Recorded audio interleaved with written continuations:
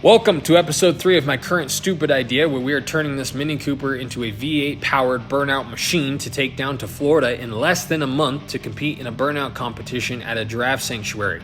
What we have done so far is as followed. We bought a Mini Cooper, cut it to pieces, bought an S10, basically repeated the same process, and then joined the two together in holy matrimony. We did some 4-link suspension work in the rear. We lowered the front of the S10 with 2-inch drop spindles and 2-inch lowering springs. Made the marriage official by joining the two pieces of the Mini Cooper together with sheet metal. We then cut more stuff and welded more things, and then we are ready to test fit the 5.3 liter LS that will be powering this machine. We have so much to do in such a short amount of time that I did something that will make my grandma proud, and that was make a list of everything we have to accomplish in less than a month. In this episode, we're going to cross a bunch of these off, but as you can see, we have a lot left to do, so I'm going to stop talking and we're going to get to work. Welcome to Mini Cooper Madness. Hey, that has a good ring to it. So we got this real thick plate right here. Why? Because with burnout cars, apparently, when this tire explodes, you want to have a really thick wheel well so that this flimsy body here doesn't just get torn to shreds. We have, at your advice, these coilovers so that we are not just riding on bump stop with zero suspension. Although we don't need a lot of travel, we want a little bit of movement so that those springs can keep the tires on the ground and we can avoid wheel hop. Up front, we have the 5.3 in place. However, the previous owner cut out the subframe and they cut it out unevenly. So therefore, this side is hitting the oil pan and it's not allowing that motor mount to sit down all the way. So we got to change that. We got to add a lot of structure in the back here because this is all like a big flimsy soft taco. Steering wheel has a lot of this going on. So we have reinforcements there to do. On today's selection of what on earth is that and why are you about to use it, let me show you what we got going on. I bent a bar and it's tacked in place. We got them coilovers sitting there waiting for something to attach them to. Would you look at that? It's really thick steel. It's just gonna work perfectly to make 2 mounts, and then I only have to free cut 2 other mounts. This whole back of the car is probably gonna weigh approximately 16 tacos. Not really super important. This is from a set of seats that I bought years ago for the Bug. And it wasn't even this Bug, it was version 1, which, boy, if you guys don't know what that is, don't go back on our channel and look.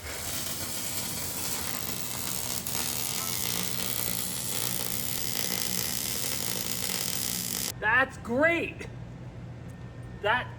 Whatever. It's all right. Okay. You keep practicing, Zach. Cool. It's pretty good for a first timer, but you have a lot of work to do. Keep going. Don't stop. We're about to find out. We're just gonna hard test it. Ready? Wait. Is that on the ground? It doesn't look like it moved. I guess. Do a little dance on it. Oh, it got suspension, bro! With shocks! The front has no shocks. This has some shocks. Those are stiff. Tell the people. We're too high. Way too high. With the motor in up front, there's a 2-degree difference between back here and up there. And I'm not trying to be technical. I'm just saying we can go down a little bit back here and it'll still be level. We're gonna cut the bump stops out, do a really cheap, easy, quick C-notch, cut these tabs off and just move them in so that those sit like about like that instead of right there. Where were you when I was making stupid decisions? Sorry. Your welds do look pretty dang good though, especially that one right there.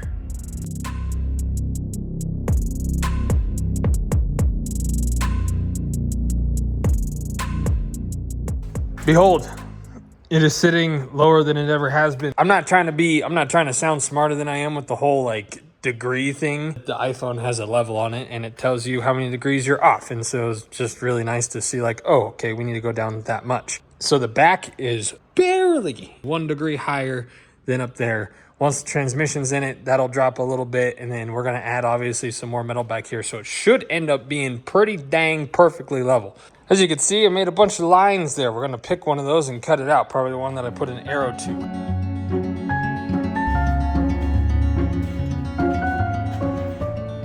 It appears that before I destroyed this vehicle, this quarter panel was destroyed. Do you see how thick that is?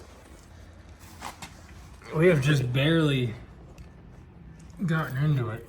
I am both nervous and very excited to see how far and how deep that actually goes. So now that we got this thing dirt nasty low, and we got a bunch of wheel well cut out, so it kind of just looks like it did before, but in reality, it's low. There's an oversight on my part involving that blue thing. That mount there was, 6 inches off the ground. That's an issue. We just learned 2 very important things. One, we now know that if we ever do this again, to keep that in mind. 2, my welds are way stronger than you or I ever could have imagined, because that took all of about 20 minutes to get that to cut off. I never even cut through it all. I had to bust the rest off with a hammer.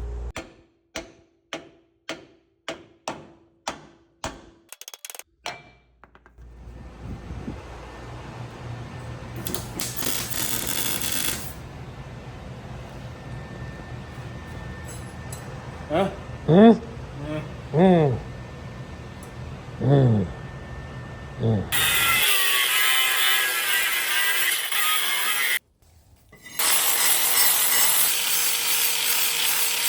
It should go without saying, and I've also mentioned it a lot, we're on a ridiculously tight budget, as in I have that much money left, so we're working with what we have. This, at your guys' suggestion, is called a panhard bar, and what this does is it mounts directly side to side on the diff and then to the frame, and that takes away the ability for it to move like that. The reason why I mentioned us being broke is what you're about to see.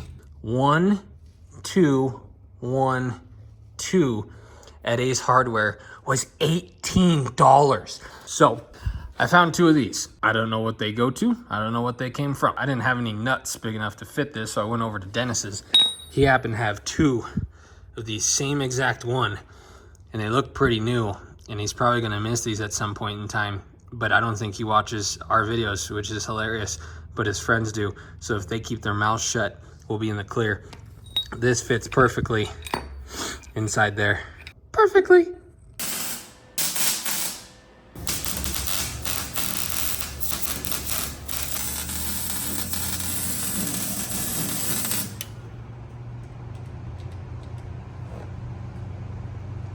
Hey. Jokey joke. I got stuck. Oh.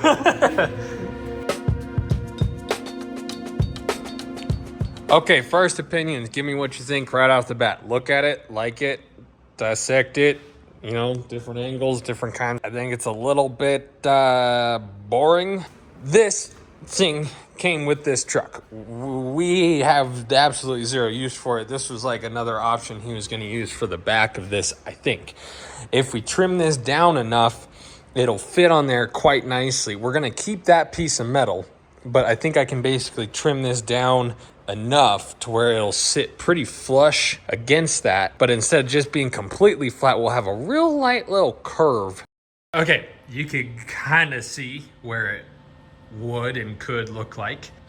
It's gonna take quite a bit of time to get that to work the way I want. So we're gonna save that till dead last. Either way, it's gonna do burnouts, whether that looks like that or just flat. So we're gonna finish up what we got.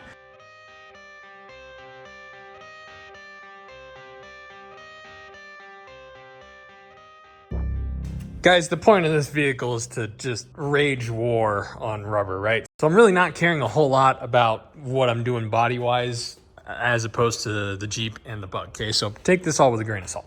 We got a roof on.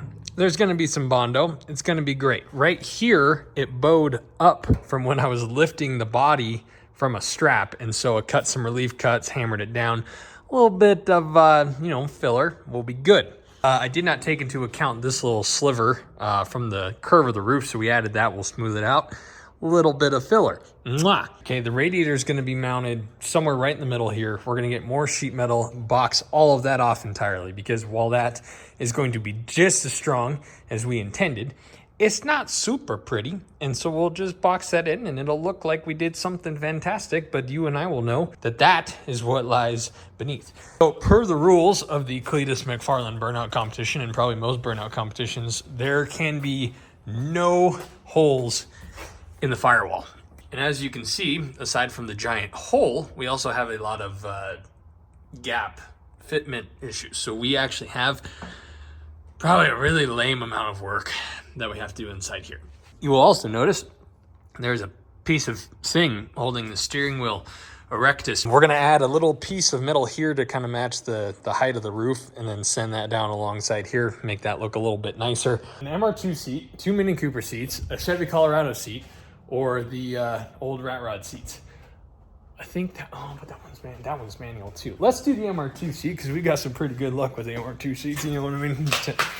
10-second bug, that sort of thing. You are disgustingly dusty. There's less head clearance than I would have hoped for, and this is gonna have to sit.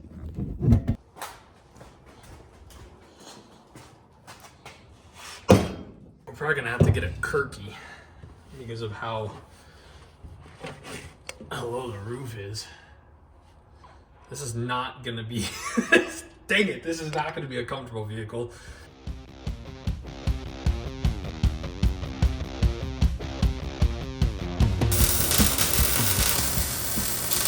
Okay, we have an issue. If you notice right there, we are as far that way as we can go. And if you notice over here, pretty close to as far that way as we can go. And yet, the motor is actually about 1/2 inch further that way than it is this way, based on measurements from the block to thing over there, block to frame, block to thing, block to frame. We are 1/2 inch that way. So I'm trying to figure out if it's the motor mounts, if I have done something wrong, if the fact that I bought the cheapest motor mounts the eBay had to offer may have something to do with it, or if it's supposed to be 1/2 inch off, which wouldn't make much sense to me at all.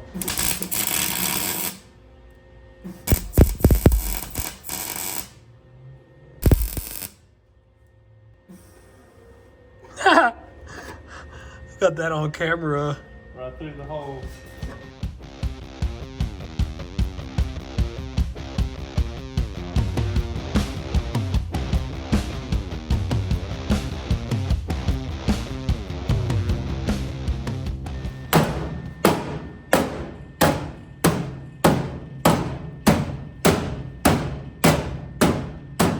Body hammer.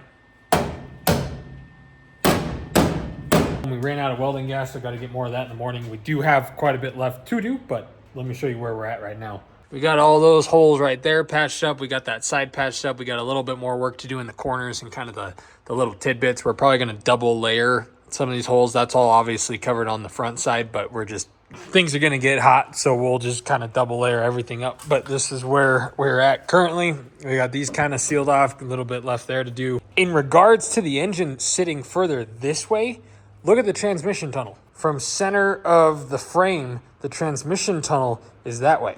The more I learn about Chevy, the more I'm kind of like, why'd you do that? Like, seems like a last minute, like, oh, we don't have room. I know, But nonetheless, that would have been nice to know, because I put that engine in and out 4 times today because I kept like tweaking things and thinking, oh, this is wrong. Turns out it's just dumb. Okay, we got that piece of metal welded on the back. Firewall from this side is completely sealed off.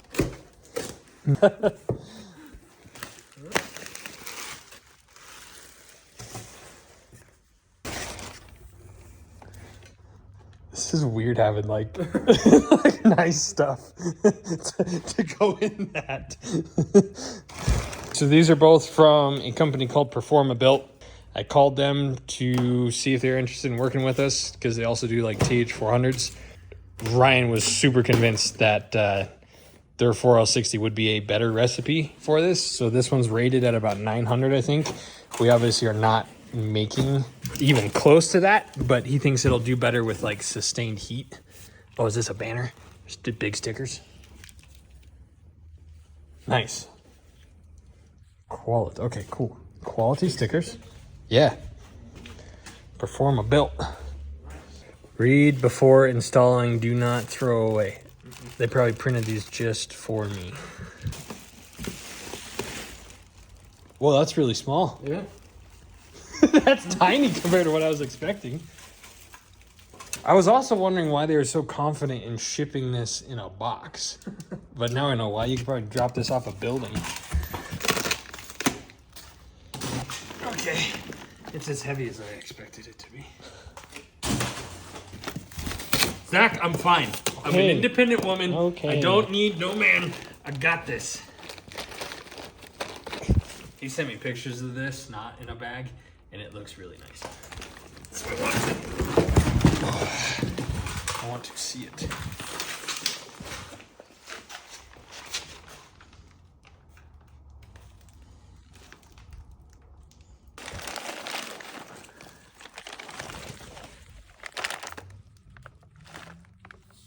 What even is that?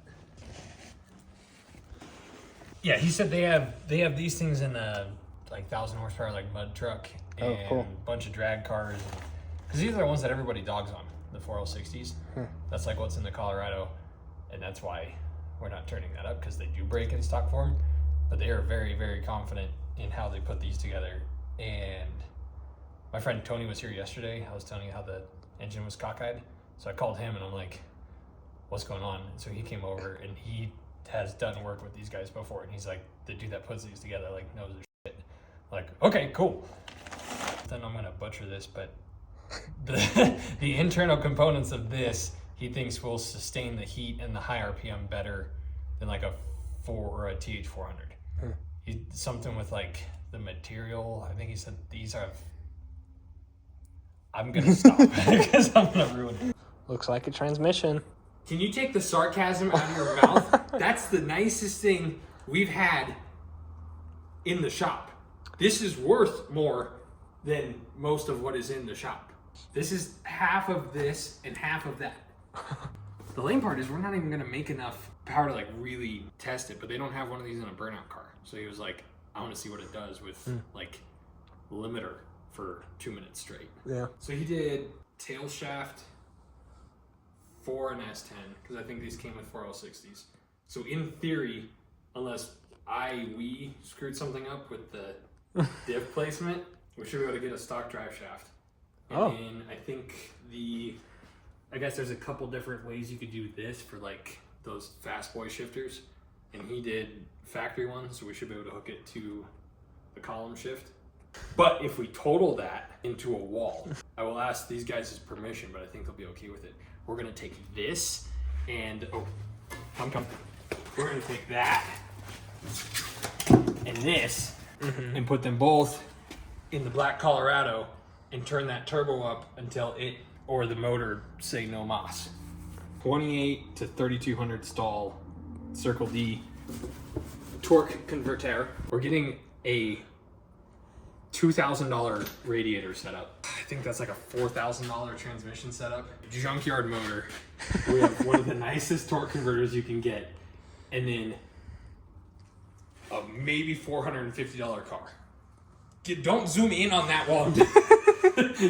It's gonna be a really funny combo. The nicest brake lines you can get. Basically, he gave us lines for the front, and then this fitting here, he said just weld that hole shut. That'll basically delete the rear.